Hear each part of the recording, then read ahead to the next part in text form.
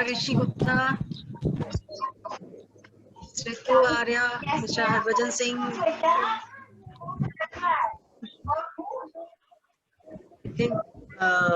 मैं थोड़ा सा रिक्वेस्ट करूंगी कि आप अपना अगर म्यूट कर सकते हैं तो बेटर है, जिससे हम लोग स्पीकर्स को विदाउट एनी इंटरप्शन सुन पाए. So welcome you all for today's discussion on managing anxiety during coronavirus or COVID-19 time.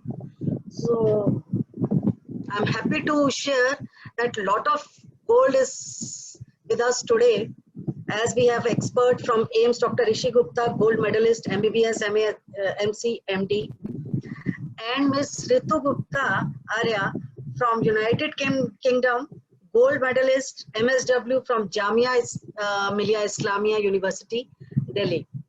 So welcome both of you. Today with us, faculty members from SGT University, students, counselors, special educators, housewives, senior professionals from corporates and government officials. And we have one government official from Ministry of Communication also. So I welcome you all.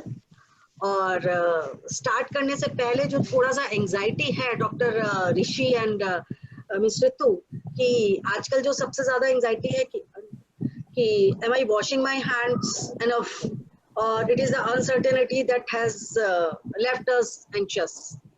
कि कितनी बार हम proper हमने hand wash किया है, नहीं किया है, या क्योंकि इतनी ज्यादा प्रैक्टिस हैंड वॉशिंग की भी दिखाई जा रही है, एड्स आ रहे हैं मीडिया में, ये सब चीजें. और चैलेंजेस वी आर फेसिंग, जो कि हम लोग डील कर रहे हैं अपने स्पेशल नीड्स चिल्ड्रन के साथ हो गया, या घर में बाकी एल्डर्स या कंपेनियंस के साथ. तो वो सारी चीजें जो कि रूटीन में हम लोग नहीं करते थे और अब कर रहे हैं, which is literally challenge for all of us, I think सभी के लिए है.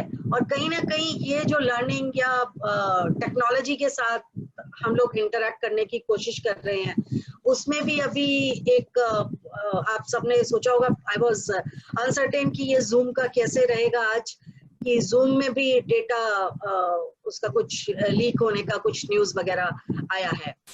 तो how we can go forward, कैसे हमको, आप थोड़ा सा doctor Rishi, if you can start, then Mr. Tu, you can take, please. Thank you. Hello everyone, I am Rishi. As has been rightly pointed out, this is a time of great anxiety. So उसमें कोई there's no doubt about that this is a time जब everybody is feeling a heightened sense of anxiety, and rightfully so. We are at the risk of sort of increasing the anxiety even further. We are facing times in which anxiety may actually, a certain amount of anxiety may actually be helpful. So just anxiety, what is anxiety? Acha, before anything else, may I ask what is the primary language of most of our listeners? Is everybody comfortable with English? I can't hear you.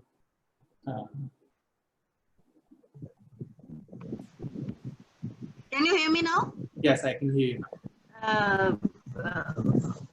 We can use the Hindi or English. I think English will be better. All right, English will be better, right? Fine. Yeah. So, mixed. Yeah. All right. Thank you. So, right. So, what is anxiety? Anxiety is essentially, nature has given us anxiety to protect us from all these sort of dangers which we normally face in our day-to-day lives. Now, the thing is that what we are facing today was the normal state of man about 200 years ago, 250 years ago. And unfortunately, even though right now we live in safer times, but this natural response of sort of avoiding fear, the fight or flight response, has persisted in us, and for good reason. Because see, we have been tuned that if there is anything which is threatening our existence, which is threatening our well-being, then we are supposed to get anxious, and we are supposed to, sort of inherently try and avoid that situation or that stressor.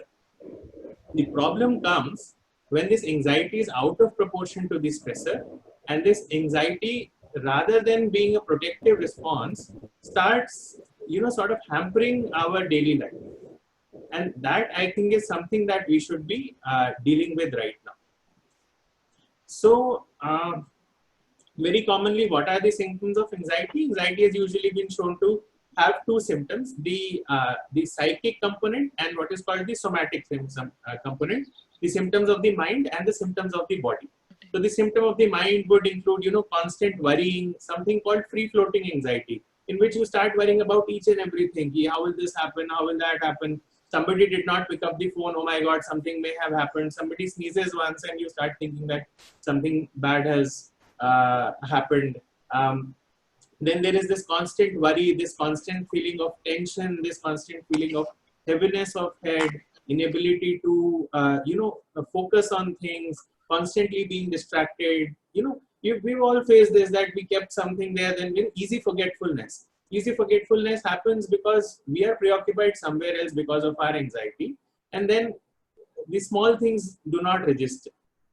So these are the psychic components of anxiety. And then there are something called the somatic or the bodily symptoms of anxiety, which would include things like sweating, dry mouth, tremors, feeling your heartbeat either racing or, pounding. And then when it is severe, wanting to rush to the loo. So these are the symptoms of somatic symptoms of anxiety. So if any of us are feeling any of these things, then we are facing the issue of anxiety. Now, in psychiatry, by definition, everything can occur in normal people as well.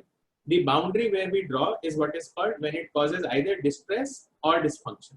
That is, whatever symptoms you are feeling, if they are causing you a lot of problems, the symptoms themselves, that the fact that I am constantly worried is troubling me, then we would call it something, we will call the anxiety, clinically significant.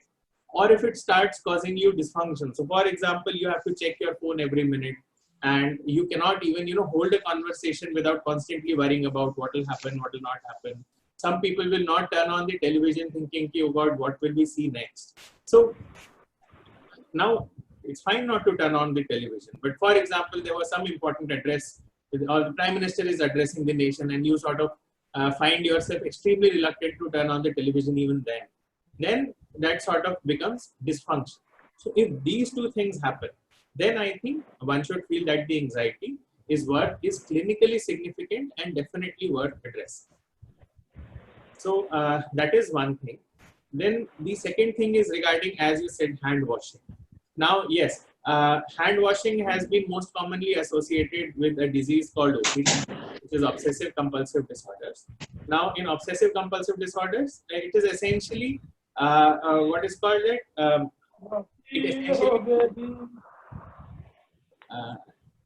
I'm sorry, did somebody say something? Yeah. So OCD is essentially about So OCD is essentially about repetitive thoughts which keep coming to your mind, which you know are irrational, but you're still unable to avoid them, and they interfere with whatever is going on, whatever you are doing. And then we have what are called compulsions, that secondary to these thoughts, you start doing certain actions which lead to, again, as I said, distress or dysfunction. And the most common type of OCD which is seen is regarding the dirt and contamination. That, that my hands are dirty. That's the most common OCD which we see, that my hands are dirty. You keep on feeling that your hands are dirty. You know that your hands are not dirty, but you're still not able to get the thought out of your mind. And because of that, you have to repeatedly wash your hands, sometimes leading to, even skin damage. In these times, to be honest, a little bit of OCD is actually pretty good. One should wash hands much more than usual. One should avoid touching the hands. And in our circles, it is jokingly being said that the OCD people with OCD are the ones who are actually going to, get away scot-free. So I wish it were true. Thing is that even despite even despite the fact that repeated hand washing is important, if it starts sort of remaining in the forefront of your mind at all times, superseding all other activities, that is when it starts becoming a problem. So if you wash your hands 100 times a day, that's absolutely fine in today's scenario. But if at any time of the day, despite whatever you are doing, you may be working, you may be cooking, you may be enjoying yourself, watching the TV, reading a novel, or playing with your child, if the thought that my hands may be dirty and I need to wash them right now still remains in the forefront of your consciousness, then I would say that it becomes a problem. Otherwise, from a medical point of view, any amount of hand washing in today's date is not excessive.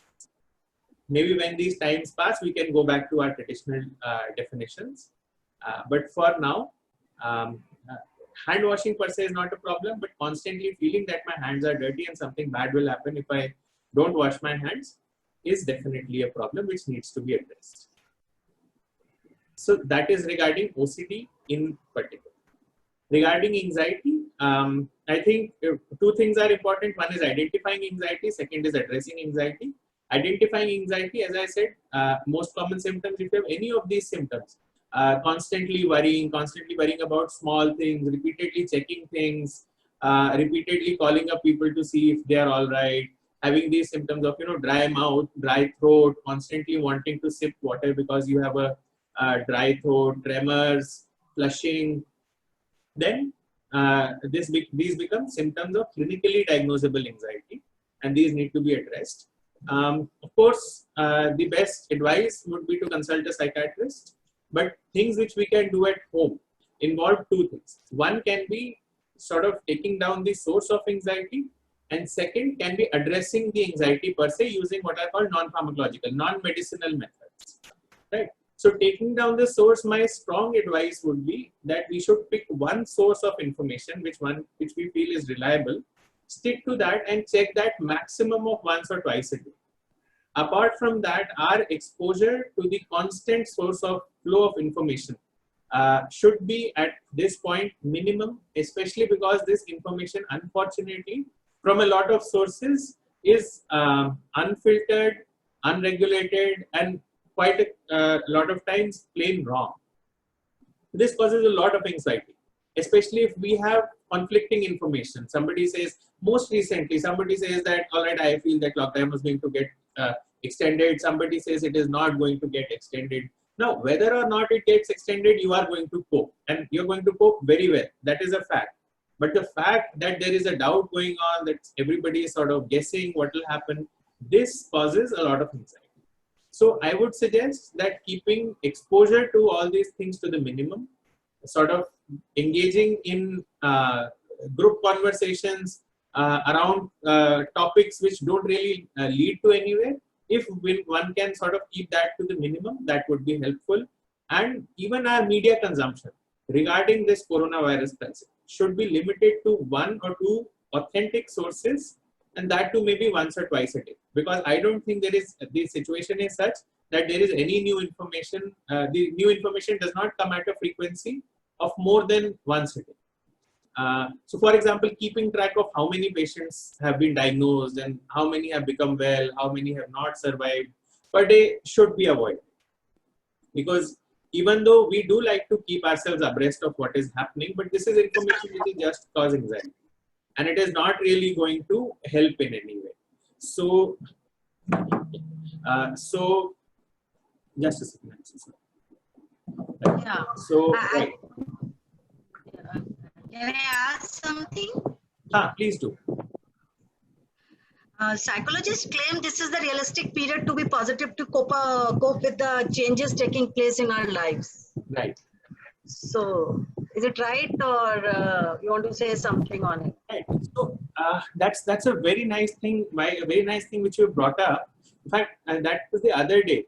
This I, at the risk of sounding extremely blasé, this may actually be a once in a lifetime opportunity for certain things. It's a very bad and it's a very risky time. But when in our lives, our parents or even our grandparents' lives, has it ever happened that everybody has been sort of forced to stop everything, sit down, have time for themselves and introspect about all the practices which were going on? So I feel that in that manner, not only for coping, for everything, whether it be your personal life, your professional life, your interaction with others, I think this is, one should make the most of the opportunity which we have, and I think we should make the best of it and, sort of rejig our practices. So, for example, earlier we would feel that we cannot do without a certain person or a certain activity, that this has to be done. And now when we have sort of been forced into managing without them, we will come up with strategies to manage without them. And I think then after this crisis ends, which it will, we should continue with the good practices which we have done. So I think I hand over the mic to you. We can probably come back to the other topics if there are any questions after that. Yeah. So Ritu, you want to say something on it? You are Yeah, no, thank you, Dr. Rishi, for a very good background on telling us about how we distinguish, diagnosis of anxiety and obsessive compulsive disorder, and, very clearly saying, what are the somatic symptoms and what are the symptoms of mind and symptoms of body. I think that's very important to distinguish that. I will talk not purely from a clinical point of view, which I think is Dr. Rishi's expertise. So what I would like to add is, when he talked about OCD or obsessive compulsive disorder, and as you asked, Rima, about the fear of contamination, which people have at the moment, that our hands are dirty. And if that thought constantly stays, it actually perpetuates fear. So we are going round in circles, and that, our hands are not clean, we're washing them, but we're still not clean. And as Dr. Rishi said, temporarily, if it happens during these times, it's okay. But the thought that it's going to lead to something seriously wrong in our life is what needs to be checked. What we need to be clear about is that if it starts hampering our daily life, that we actually can't function because of this, that's where the problem arises. We can't control the environment outside us, but what we can control is our efforts. The outcome will be seen later on, but it's about our efforts, which we can actually control in addressing these things. So there are certain things which I think help us in terms of addressing anxiety in our lives at the moment. And I actually just looked for some references, and Anxiety UK, the organization, suggested a very simple technique, which is called an APPLE technique. So we use the letters of the word apple. And so the first thing is acknowledging. So A for acknowledge. We know that there is uncertainty that is actually come about because of the coronavirus pandemic at the moment. So we acknowledge that there is a problem. So it's not unfounded. And that helps, that we don't think that there is no background to why we are feeling the way we are feeling. And then we actually pause, we take a breath, we actually stop before reacting to it, that we actually conceptualize it, we understand what it is about, how it's going to affect us. And that some of the things are beyond our control. So, the first P of apple is like pausing, breathing, understanding what it's about. Then we take a step back. The other P is pull back. We actually tell ourselves that worry are thoughts. So they are not statements, they are not facts. So they are our thoughts. They will come and go. They will not stay. The other thing after that comes is letting go, let go of thoughts. Let them come, let them float away. Don't dwell on them. And the last thing in Apple is the E, which is like exploring present, exploring here and now, and seeing how we actually best make use of this opportunity to actually build on a lot of things that we actually didn't get time for. I mean, I was reading something and it was about, this is time for gratitude, and gratitude actually not taking things for granted. It keeps the fear away, because we've actually changed our focus. We're not thinking about, see, what happened was we were so used to abundance of everything, that we had so much of so many things that you could just go to the shops, buy what you wanted, you could go and visit your friends, you could have a big party, we took everything for granted. But this is a time where we are actually taking stock of those things, that these things are important, that we should be thankful that we've got them. And and then the fear is gone away, that we actually start thinking that we are lucky, that we are alive, we are safe, we are healthy. And these things are so important. I mean, can I actually just distract from the conversation and just say I've been on call all night for about 16 hours. So just excuse me if I'm actually wavering a bit. I'll try to focus as much as possible. So I think, just take the advice, but don't upscale it. If the advice is that you need to, for example, wash hands every 20 minutes or before eating, don't upscale it by saying that, no, I think this is better than what it is, and any kind of advice that you are actually getting from authentic sources. Make sure, as Dr. Rishi said, you stick to one or two of the sources of information which are authentic, which are checked out, which are reliable. There's a lot of misinformation. There is a lot of flooding of information. It needs to be filtered. It needs to be from reliable sources so that we are not distracted all the time. I don't know if I've actually addressed what you were asking, but this is what I think is some of the ways of practically addressing the anxiety and this fear of contamination, which can lead to OCD.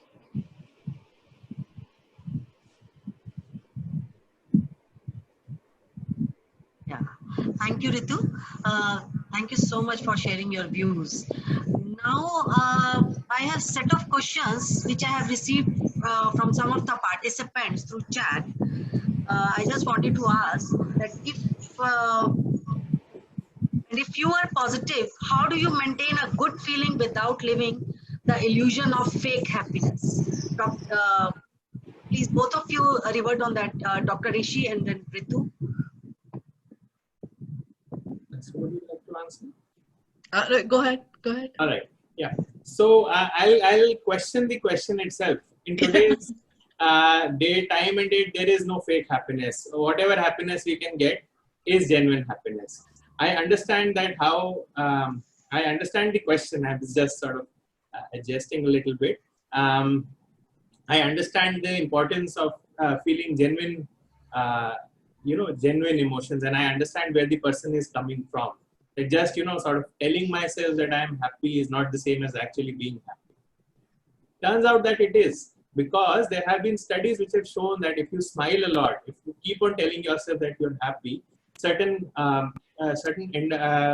markers in the body increase, certain so-called endorphins increase, the cortisol, the stress hormone goes down, and it has actually been seen that telling yourself that everything is well and telling yourself that all is going to be well and that I'm happy actually produces at least half a response what genuinely being happy produces. So in today's day, I think I personally will take whatever I get.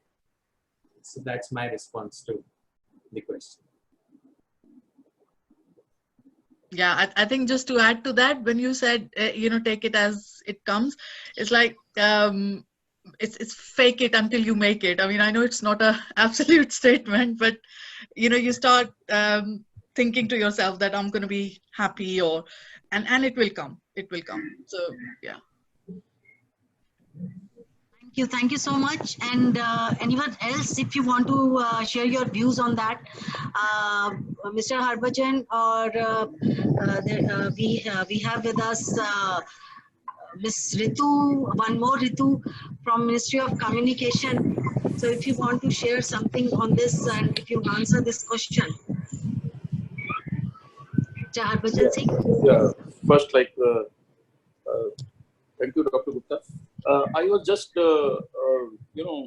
feeling tempted to ask one question. Though the vaccine, the world is still struggling to find a vaccine, but I was just trying to understand that what is the current state of medication available, because we keep on seeing in the news so many people have been cured, this many numbers have been discharged from the quarantine hospitals.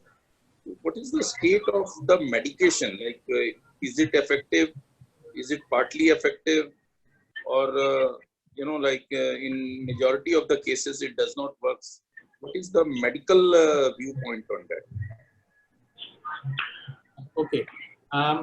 First of all, I'd like to start my answer with a disclaimer that I've not gone into the absolute nitty-gritties of it, and I myself have not been managing COVID patients personally. So whatever I'm going to say right now is based on information which I have gleaned by and large from the similar sources as yours and my colleagues who have actually been taking part in this. See, the thing is that what makes this disease more dangerous than others is the infectivity. The virulence and the mortality per se, if you compare it to other illnesses, is not that high. So in people aged 60 or 70 years and more, the mortality is around 3%. And in young population in 30s, 40s, it is about 0.5%. So we have had far, far worse diseases than this. So for example, the 2003 SARS was orders of magnitude more lethal than the current one.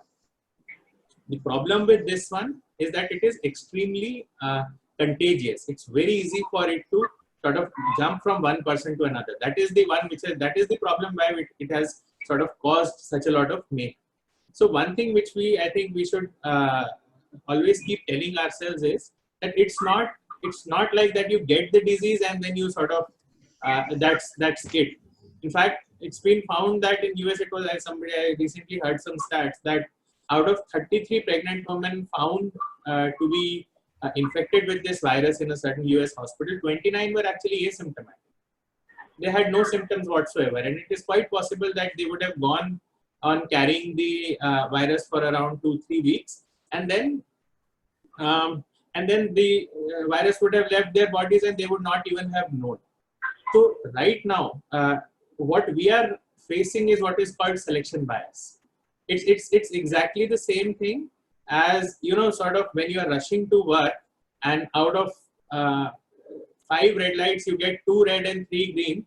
And it's only on those 2 red lights that you feel that, oh God, I get all the lights as red. While in the green ones, they do not register to our attention. Unfortunately, right now, whenever you hear that X many patients were discharged, it's of no significance. But when we hear that somebody has expired, we register that as a salient input. And because of that, we have something called selection bias, and the proportion of mortality sort of blooms in our mind. As far as the medication goes, again, there is unfortunately, there is a lack of evidence, lack of properly controlled studies proving anything that this medication is working or this medication is not working.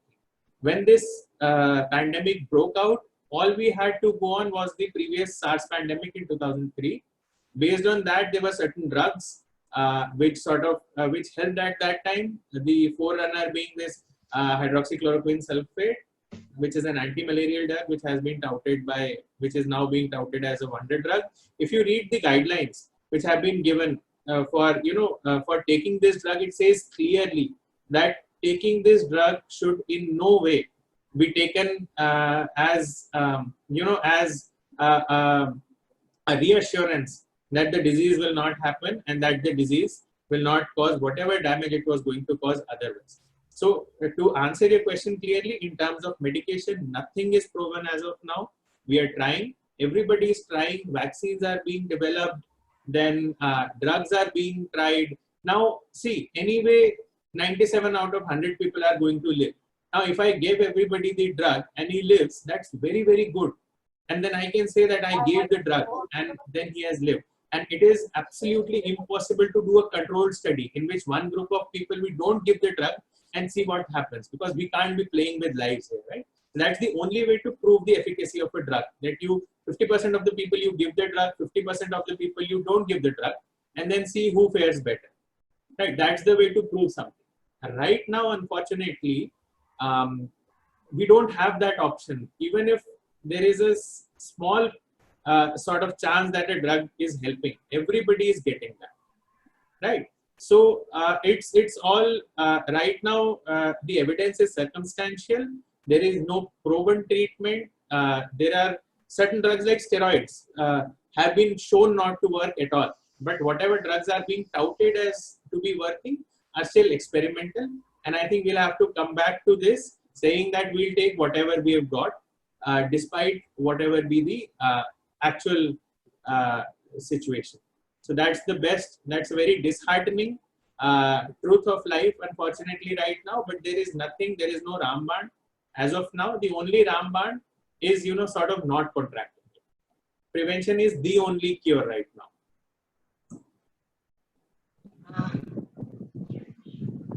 So Just another very small query, doctor. Yes. Of the patients, means the numbers which unfortunately could not survive, what has been the, like once the people got infected, how much time did they really had? I mean, means I understand that it may be depending upon the immunity system of the individuals, but say if a healthy person gets infected, means what are the chances of survival and how much time does he really has to reach the worst point? Okay. See, what has been reported is that the incubation period means the time from when you acquire the virus till when you, and these facts may not be correct because I have not really looked up all of these things in absolute detail and what is the most recent update on all this. But the incubation time which is being told is around 2 to 3 days to up to 15 days. The median incubation time being around 5 to 6 days. So after you get the virus, median, that is the 50%. If we arrange everybody's time duration of from getting the virus to getting symptoms, the 50% mark is around 5 days, 5 to 6 days.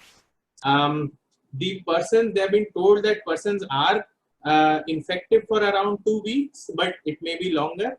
And as to your question, there is, anecdotal evidence says that it may be as short as 2 days and as long as 2 weeks to 3 weeks. So there is really no way to tell. So I understand. I think. Thank you. Sorry to interrupt, Mr. Singh. I think you got your answer.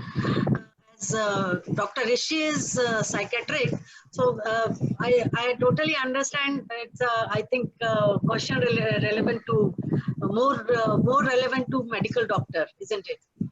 So I just want to ask, request all the participants, if you have any question, please raise your hand or send me on chat. So one question I have received on chat from Mayank Bharadwaj: how should someone deal with the new daily routine these days in our life posed while lockdown and stay fit mentally and physically? And should we watch news? Ritu, please answer this question. Should I ask? Should I repeat? No, I think what you are trying to say is, or the question is about the routine that we have to follow. I know Dr. Rishi had something to say about that as well, both for adults and children in that context. So, I mean, I will say a bit, but I'll let Dr. Rishi add to it. But I think importance of routine has never been, highlighted more, because we had a routine, so to speak, before all this happened, that we all were getting up at certain time of the day, we all had to go to work, we all had our meal times, etc. Now things can be so relaxed that everybody may think that, okay, we can take our time in doing things. But I think that's what causes problems. So to actually have a good routine is very, very important. We need to have good sleep. To have, at the moment, sleep is not enough. I'm not going to distract from the question, but I think what is important is, when we're talking about a routine, is to actually make sure there is a day and there is a night in our life. So to have a good night's sleep, keep a routine. We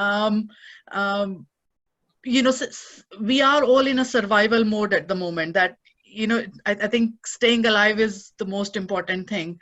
But if we actually want to look at the silver lining, that what is the life beyond coronavirus, because most of us will survive it, is to actually know the importance that what we do now will affect our chances in future as well. Because this virus, as Dr. Rishi said, is not going away. There are things being done to actually find a vaccine, find a cure, and at present it's just the management and what we are actually able to do.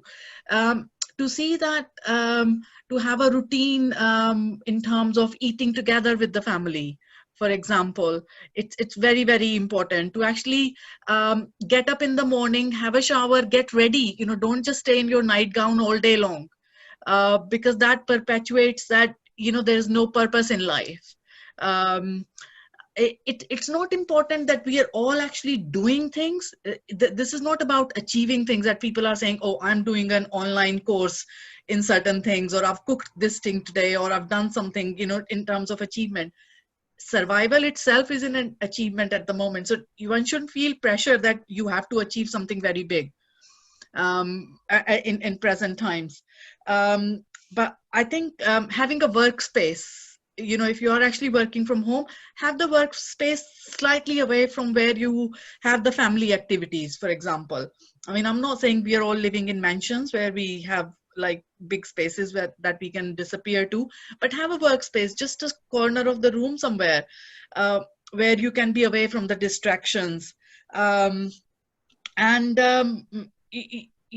terms of routine, also it is important that we include exercise in our routine. That gives us happy hormones that we call. I mean, I'm trying to not use the jargons, but it just help us to feel that we are actually doing something, and it will increase our immunity. It will keep us happy. So I don't know if that addresses some of the as part of the question at least, but I will let Dr. Rishi, add to it. Dr. Rishi? Yeah. I think she's covered the gist of it. That's essentially what is called, technically what is called activity scheduling. And I think she brought up a very important point, that not doing things to achieve anything. Making the schedule for the sake of actually making the schedule and nothing else. That is extremely important. That, we keep a fixed time for getting up. We keep a fixed time by which we have washed, we have brushed, we have had our morning activities, we have taken our breakfast, and then meals at fixed times, meals with our family members, meals at the place of a meal, not, no meals in bed. And then sleeping by whatever time is comfortable, but sleeping by the same time every day. So I think these all are important. Something, it may be very, helpful to have a visual cue, sort of a chart, in which we put in a roughly time, a simple chart. Activity scheduling should not be too complicated. It should not be by the minute. It should be like by the quarter. That, okay, by this time I should have done this, by this time I should have done this, and 5 or 6 pointers in the day. Even if one follows that, it will help us remain safe. Okay, thank you. Thank you so much, both of you. Thank you. And anyone else want to ask some question? And I... Yes, ma'am. Ritu, yes. Ms. Ritu, I was about to ask you, should we watch news? This is the right question to ask you.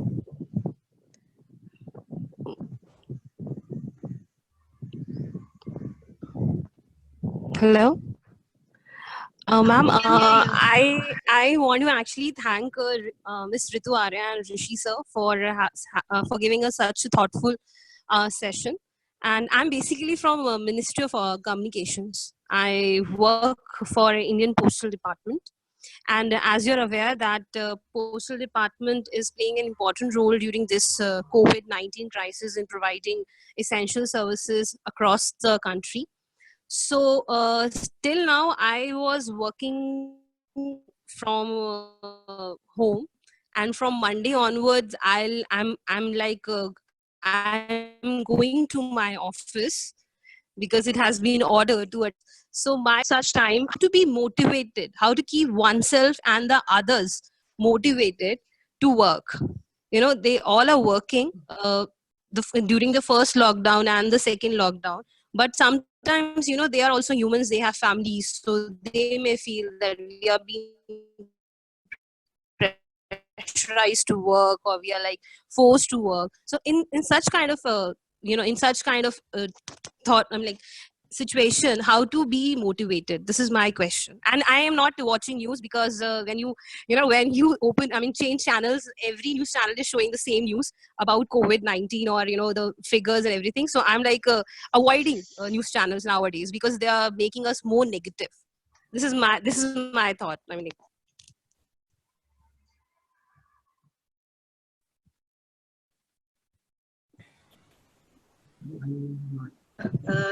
Ms. Ritu, your question is to whom?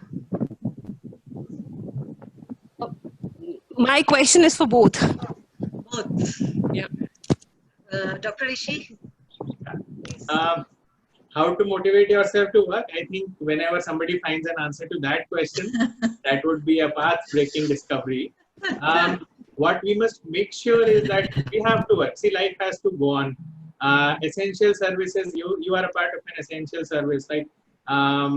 Unfortunately, even in this dire hour, essential services have to be delivered, right? Yes. If we don't do that, then we ourselves then don't receive essential services. You know, the electricity goes off, the water goes off. So that is the fact of life. Now, what is important is that making sure that we are safe. So if even if you feel that you are being sort of asked to work, that is fine. That may actually not be the problem. The problem is that you must make sure that whatever you are doing, you're doing it in a safe manner.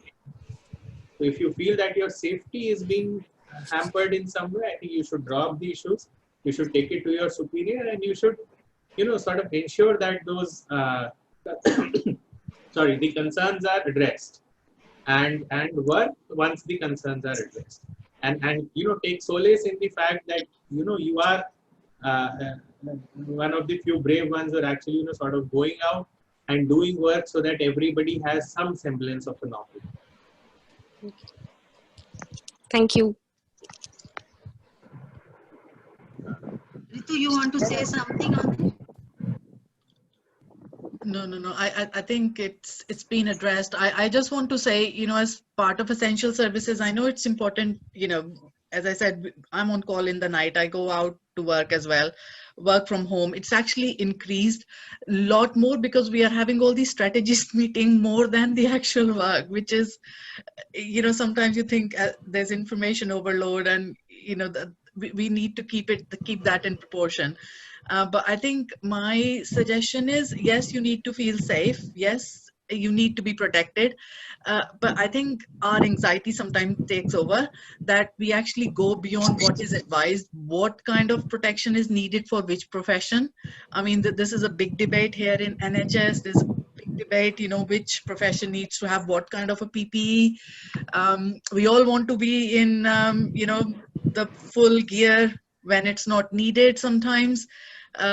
So just try to balance it out. I think what you need from what you want, and just and the motivation is, yes, you're making a difference. And next time there is a clap for people of essential services, just stand in the middle of your garden or house or just outside and feel that you are being valued, and that will be a big motivation, I think. Thank you. Thank you, ma'am. Now I have received one question. Yeah, want to say something? I have a question. that now that from Monday onwards, from 20th onwards, in India there are few offices which are, which will be operational. So if one of the family members is going, the other family member, I mean, although we are very happy that we'll be back to work, but if one member is going, the other one, I mean, other people are still home because kids' schools are closed. So that is actually increasing the anxiety levels, that that one person goes and then comes back after the full day's work. How safe, how it's for him and even for others once he comes back, even if it's a normal office work and not going to any, crowded or that those kind of places. So the question is, I mean, how to be positive about it, that yes, we have to go back to work, although taking care of all the safety concerns, but still it's, now going out is a worry.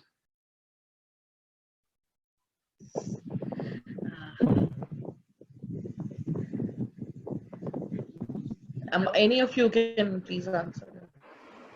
Okay, I mean, I think very quickly, just to respond to that, as you rightly said, it's good thing that we should be saying thank you that we've got a routine given back to us. It is important. And the other thing is, as long as you're taking precautions, simple precautions that have been advised, come back, get changed, wash your hands, maybe have a shower, keep your work clothes away from everything else, practice the normal sanitization. I go to work, I've got children in the house, and it's basic, those kind of hygiene. If you're practicing, then it should be fine. There is only so much you can do. There is no absolute to say that the virus will not get contaminated. If you're taking precautions, that's the best possible scenario. I just wanted more to questions. Please. No, I just wanted to say, I think if the session is for another 10-15 minutes, Yes. if Dr. Rishi and I can maybe have 2-3 minutes each just to talk about children and their routines and how to address that, because I saw that there were some children who were joining earlier. I don't know if they're still there. And about relationships in the lockdown, I think just some practical points which I think work, and I think Dr. Rishi had something to say about that as well. But happy that it is related to the questions. If that is not something the participants who are joining want, then it's not important. What is important is that your questions are asked and answered. It's important, but before that, I would like to share your views on that, what you said. But before that, I just want to ask one question which I received on chat. Is there any psychological remedy to feel good in this lockdown period? Because nowadays depression is very high. Every media source telling about deaths and spreading infection in common mass. Although, Right. Yeah. So, in two simple lines, you turn off the TV and turn on the gym. So, I think, and by gym, I mean, exercise at home, not going to the gym actually. See, so genuinely, as in the TV needs to be turned off. That is an absolutely essential thing which needs to be done right now. Because as somebody said right now, everybody is just reporting the same thing, right? And this news is not going to really affect you in the short term on the scale of a day. So maybe checking the news once a day is enough.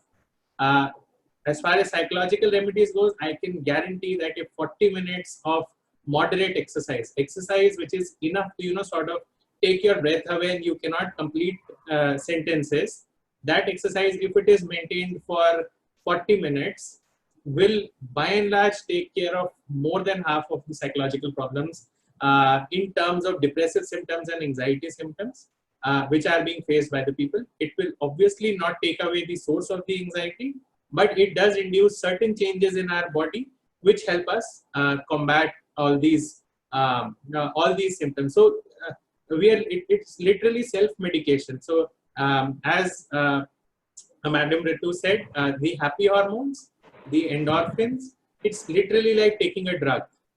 So 40 minutes of exercise is actually equivalent to taking a drug. So if somebody wants one advice, that would be to exercise 40 minutes a day.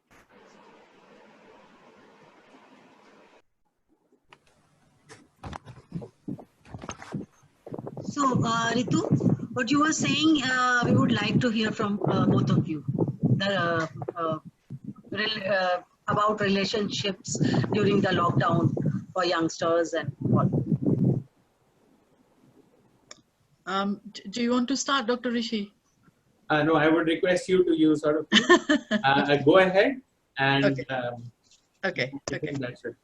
All right. Okay. Okay. So very quickly, I think these are very testing times for all of us.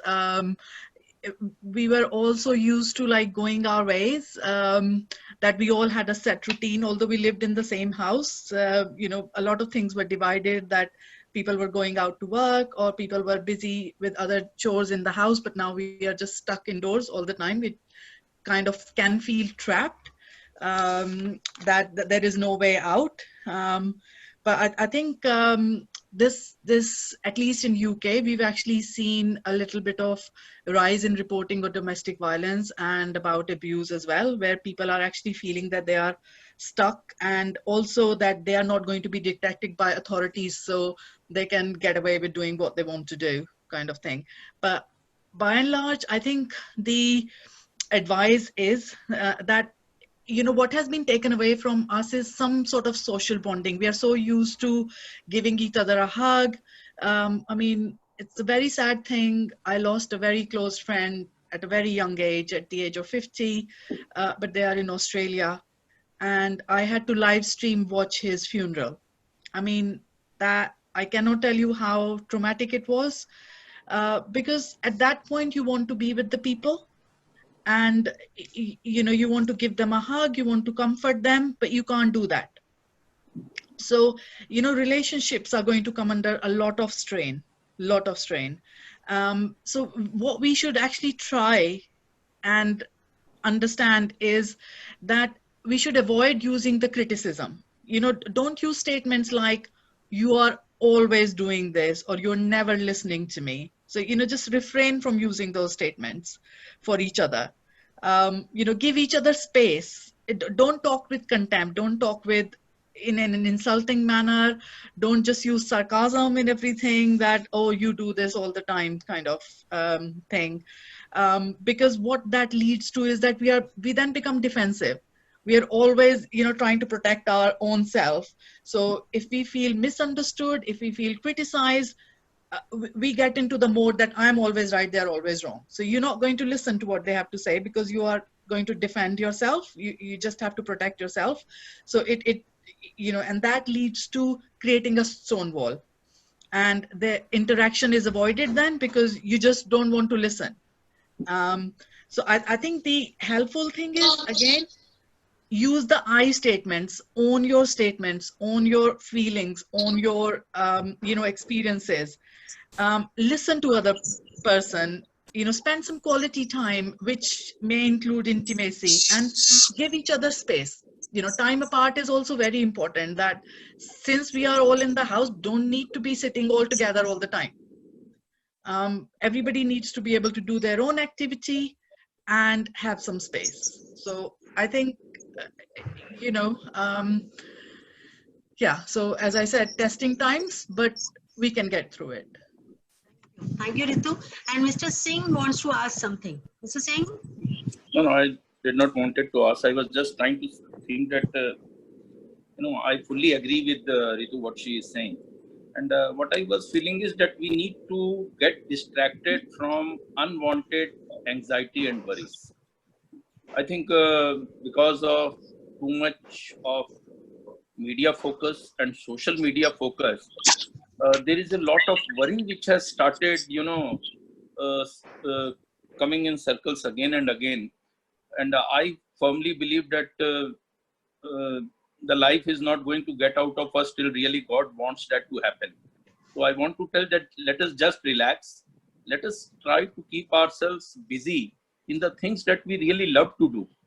Second is that, relationships, when we talk of relationships, mostly they are based on trust, And many a times when we lost trust, or if there is something that, does not works out in relationship, we need to remember those good days when we were in that relationship and what was good in that relationship.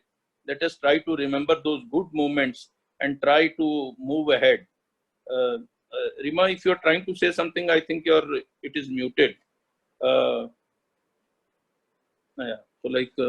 So that is what I was saying, that let us try to, assume most love out of us. Let us try to appreciate people who are there in our lives, and let us try to see positiveness in them also, goodness in others, and because we will finally be able to see what we intend to see. So if there is anything that we can let go and forgive others, let us focus on that and try to make the moments more happy.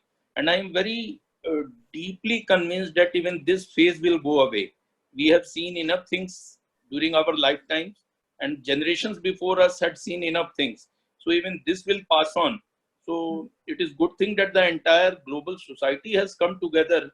Maybe it will help us in further enhancing the peace in the world, and maybe the world which was moving towards confrontation and worries about wars and nuclear wars and all, maybe the good senses will prevail and people will start working globally towards peace.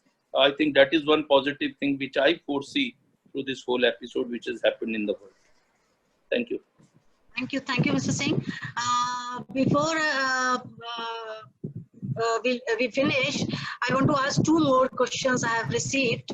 One is, most of the universities are conducted online classes for their students during this lockdown period. What is the impact of online classes on the students' psychological behavior? Do you want to say something on it? No. Dr. Rishi, please say something. Then I'll just tell you from experience more, because my daughter is home from university. I think. See, even though this is beyond my area of expertise, what I feel is that online classes per se is not, if it's a problem, it's not the online classes which is the problem. It is the fact that they are not going to their universities and they are holed up at home. I think rather than the online classes, that may be the problem. Children have a lot of energy, right? And it's a lot of psychological activity going on, and it needs an outlet. And when they go to the classes, it's not just the classes they are attending, right? There are so many stimuli around themselves. They're talking to someone, interacting with somebody's having a little bit of fun, they're interacting with the teacher. This doesn't really happen in the online classes. So what then it leads to sometimes is mal-expression of the pent-up energy. And that is something which I think Madam Ritu may be better, may actually have a very nice insight in that. So, I mean, what I just want to add to that is, I think it's the uncertainty that breeds stress in all of us. So it's just the uncertainty of what that online class entails, how we are going to be examined on it. Although there are information coming from the examination boards and from the Department of Education, etc., about how they're going to assess, but there are certain schools, there are certain universities still carrying on with taking their own way of assessing children. So that uncertainty is very difficult for them to manage. As you rightly said, the examination style is changing. Some of it is changing into coursework, where they're writing more essays rather than writing a 3 hours exam. They're now having to write a week of essays, so it's the whole, something that they have been preparing for 3 years of their university. Now suddenly the expectation has changed.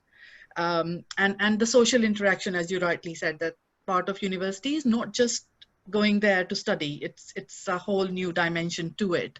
And I think what is important is that, we have to remember a lot of our children have been living in hostels, in universities, even away in different countries. So they've got their own life, they've got their own way of living, they've got their independence. And suddenly coming back home to actually live with the family is not an easy adjustment. I mean, as much as it's difficult for us to actually see that they are not contributing, or we expected them to live in a certain way, they're not living that way, it's very difficult for them. I mean, they were anticipating that they're going to graduate, they're going to have a big graduation party, they're going to go traveling after that. You know, they had planned so many things that are not going to happen now. So it's a big blow that they are having to manage. So that is going to come out somehow on us. And we just need to give them space. We need to give us space to understand them. They need to have space to be able to, you know, work with all those things about their academic expectations, as well as what is happening, you know, around them. It's very difficult to focus for anyone in these times, and for them having to cope with the, you know, there is anxiety for them as well, because what is said is, when we were talking about herd immunity, that everybody is going to get it to an extent. You know, some people are going to come out of it in a mild form, some people are going to get more ill, you know, in that. Oh, still have to finish, I've got a deadline to finish an exam, I have to deal with a younger or older sibling in the house who's nagging me, I've got a nagging mother or father, and you know. So basically, I think what is important, again, going back to same things, you know, try and do certain things together, give them space to do what they want, but just have a meal together, have a time in the day where you are actually catching up with them, what they're finding anxious, acknowledge it, you know, just acknowledge their anxiety. Don't just say that don't dismiss it. Don't say that, oh, everybody is going through, so what's big deal that you are going through it. No, it's important, you know, everybody's anxiety is important to them. And as parents, we have to acknowledge it. We need to look at the world from their eyes rather than saying that they need to fit into ours. And I think that's a mature way of dealing with it. As much as it is difficult, they get on our nerves all the time. And I can tell you, it happens to me every single day. But you know, stay in touch with the positivity, you know, let them join you know, healthy use of social media, where they are actually staying connected with their friends, they're staying connected with the family. You know, sometimes just seeing a person's face that they are familiar with, it helps. You know, it's okay to have a meltdown. You know, it's okay to actually completely break down once in a while, to think, oh my God, what has happened. But then you should need to be able to find ways to pick yourself up, in which some of it will be your own effort, some of which will be efforts around people around you who will help you get out of that. And I think that combination is very, very important. And then, you know, just talking about children have got there are certain universal needs that we all need, you know, food, clothing, etc. But then there are certain unique needs. Children with special needs, children who've got other physical difficulties, you know, learning difficulties, mental health difficulties, then they will have their unique needs. So you need to be able to combine the two, that meet their universal needs as well as meet their unique needs, which are not common to everyone else. So it's about, you know, having the thought that you need to keep going. You need to keep going. You know, try and set some boundaries if possible, because it helps. There need to be certain expectations. It should not be all the time that there is a crisis happening and then you are resolving it. If there is an expectation, you know, it doesn't need to be massive. You know, it's like, I've told my son that every day I expect him to wipe all the door handles and all the kind of knobs. So it's done. I'm not having to remind of that. If I was doing that every day, there will be conflict. But there is a boundary that's been set and it has to be followed. So just helping, it's part of the routine, part of the boundary, part of the expectations. So these things help to manage some of the anxieties for the university students, for children studying online at home, that you acknowledge that it's a difficult time for them as well. So I think. Thank you, Ritu. Thank you so much. And quickly, I want to ask a most relevant question. As you are dealing with old members, if I'm not wrong, how to comfort the old members of the family as they are also going through these times with a lot of difficulties and stress. How to manage them so that this stress doesn't affect their health. I received this question on chat.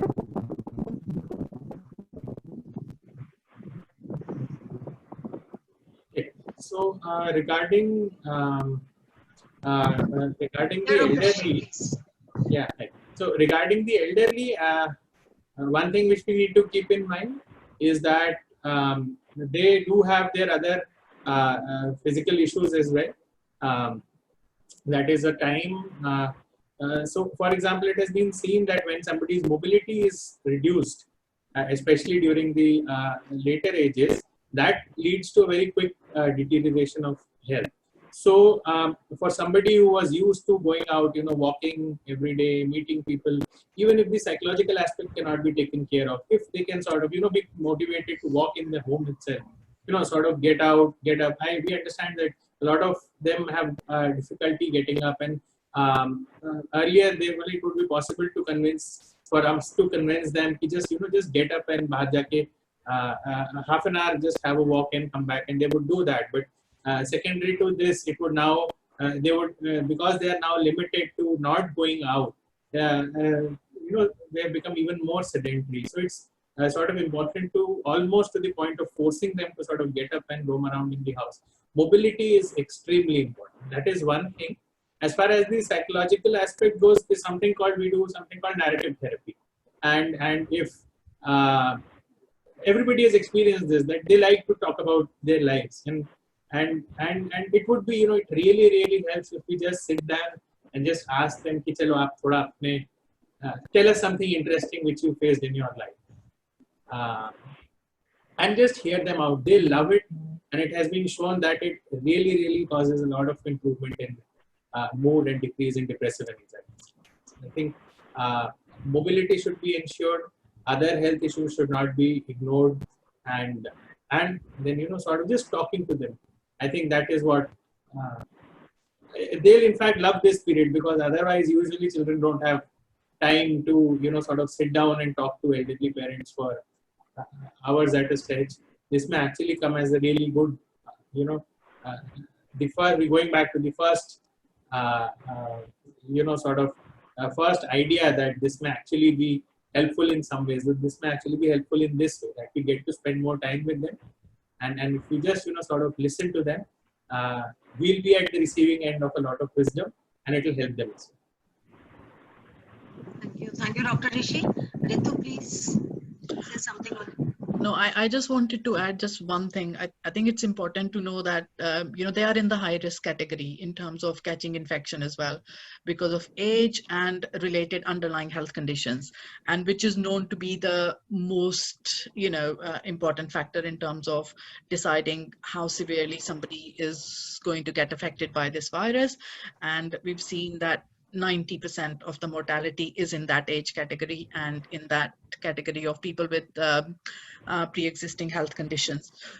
So it's important that if somebody from the family is actually going out to work, when they come back, it's important that yes, they talk to their older people in the family, but to actually maintain that distance, because you might be a carrier, you might not get affected, but they will pick up that virus from you.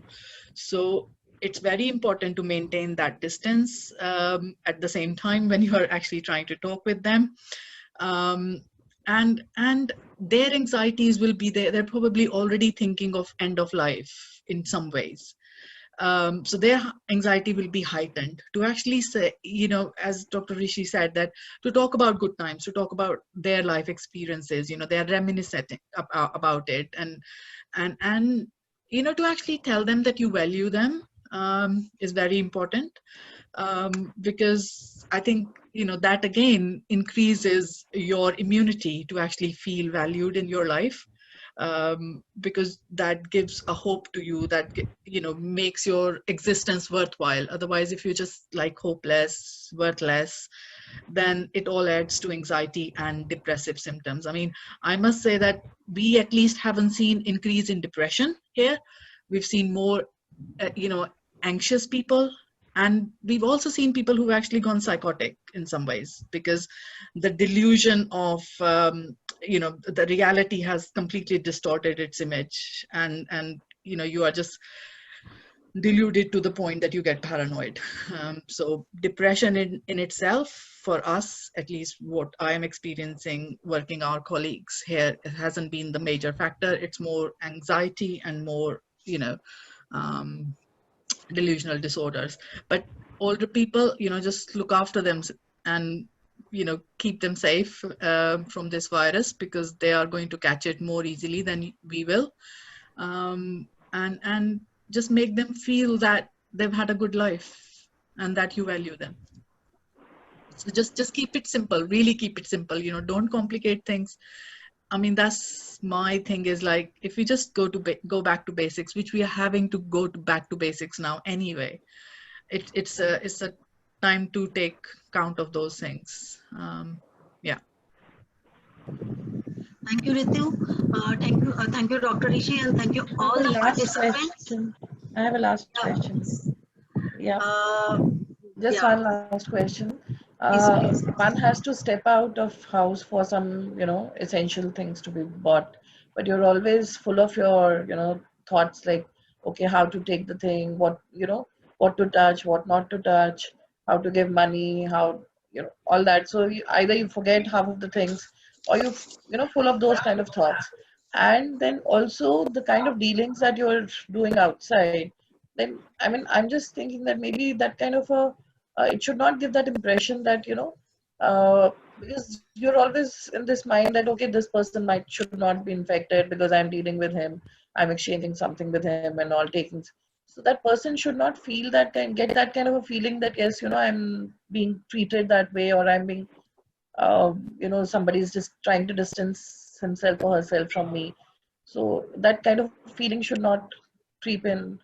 So how to, have those kind of personal dealings when you're going outside, so that the nobody feels bad about it, that, the way, although we all are aware of it, but still that kind of a thing can come in some segment of people. So how to manage? Anyone can answer? Rishi or Ritu, that's a very pertinent point, that at the same time that we are maintaining distance, we are not hurting somebody's feelings. But I feel at this point in time, safety is more important. Yes, one must not go overboard. As Madam Ritu said, that we have to take adequate precautions, not precautions where unnecessary things which we have imagined, but at the same time we need to take those, right? And the first thing which we are taught, the absolute first thing, that the only way to deal with a difficult sort of conversation is to be extremely frank and to come out and just say whatever you're feeling you're saying. So for example, if you find that somebody is, somebody has a runny nose, they're constantly rubbing their nose, and then they're sort of handing you the money, you can refuse. It's your right. It's your right to say, I'm sorry, in today's time and age, I will not accept this money from you because of these. Please don't mind, but that is how it is. That is far more important than, any social grace. And at the same time, by doing this, not only are you protecting yourself, but you are also protecting your family members, as well as the person from whom you refused contact. Because if it was the other way around, he or she also has the same amount of risk of getting the infection from one person than that person having from that. So I think it's important right now to be absolutely frank and keep, sensibilities on a back seat, and take safety first. Not, again, reiterating, not to go overboard, to keep very clear, a certain set of very clear rules in your mind, that all right, these are the ground rules, these will not evolve according to my imagination. These things I will touch, these things I will not touch. It's a routine. I will come home, I will immediately change my clothes, I will leave my bag at the door, I will take a bath. If this is so, then let it be. Follow it unflinchingly. Don't step it up, but then at least do this. Similarly, I'll only transact with people who use cashless forms of transaction, because I feel that the cash may be, infected, very rightly so, right? So, and if it is possible, why not, right? And if somebody says that I will only deal with, cash, you feel that that person is not in the best of his health, you have the right to refuse. So I feel that one should be confident in saying no. These are my limits, and unfortunately, sort of dealing with you, I will be crossing these limits, which I don't want to. And I'm pretty sure that in today's time and age, there will be nobody who doesn't understand. Thank you so much. Thank you. Thank you doctor Rishi. मैं इसमें एक example add करना चाहूंगी.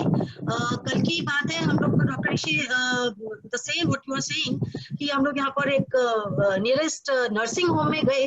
वहाँ पर just एक injection लगाना था रूटीन, और उसमें सिस्टर के विदाउट मास्क, विदाउट ग्लव्स, कुछ भी नहीं था, और she came very close to us.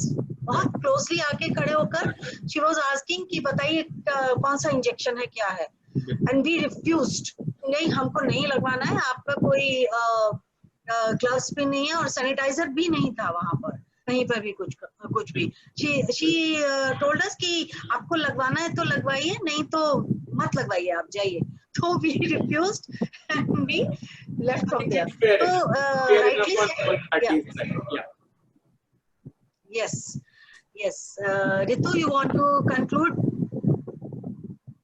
I mean, I think enough said, but you know, just to say, you know, stay safe, stay well, and just look after people around you. And you know, anxiety, as Dr. Rishi rightly said to start with, certain amount of it is expected. If it is not there, then there will be problem, because anxiety actually helped us to look for the coping mechanisms.